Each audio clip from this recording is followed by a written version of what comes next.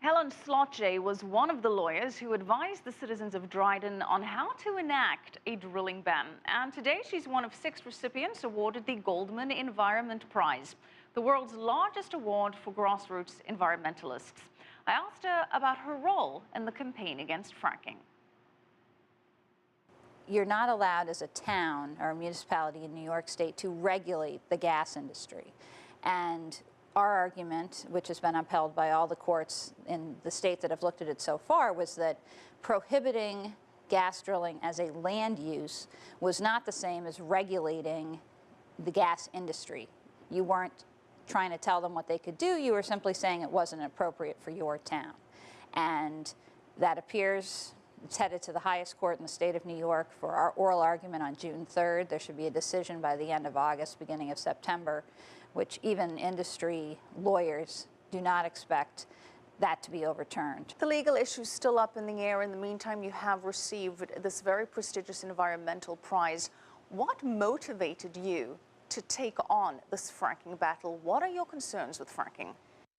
Primarily, fundamentally, the ability of a community to decide what they want their community to be like, what they want as activities there. And many people believe that fracking hasn't been proven to be safe, that there are all sorts of community impacts, and that the impacted communities should have the right to say no until they feel like it's appropriate for their town. Now, on the other hand, there are many supporters of fracking, and many argue that the economic effects are significant. It creates jobs, it boosts GDP, it reduces the United States' dependence on foreign oil, that it's ultimately better than oil to drill for natural gas.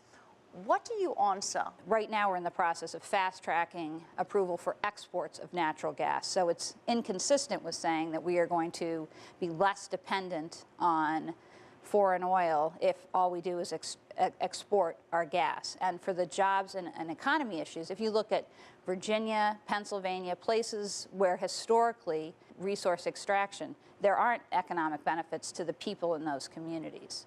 What is the alternative? Well, one, the coal that natural gas replaces is simply exported to China. So it does not reduce, and overseas in general. So that coal is still consumed in addition to the natural gas that we're now pulling out of the ground. And it's unfair to look at just a single point in the life cycle of natural gas. But don't those benefits outweigh the dangers, in your opinion?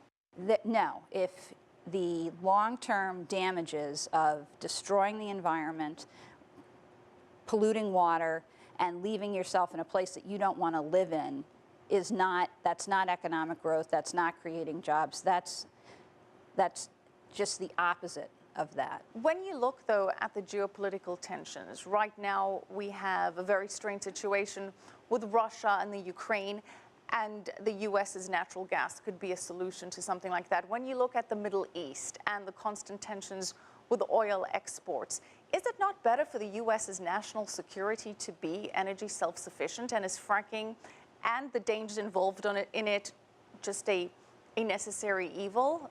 Well, I wish that that were the case. We would be truly energy secure if we were focused on local, renewable, sustainable energy sources. And that's what Ukraine has asked for. They're like, it's no different to us to substitute the United States' gas for Russia's gas. We want renewable energy.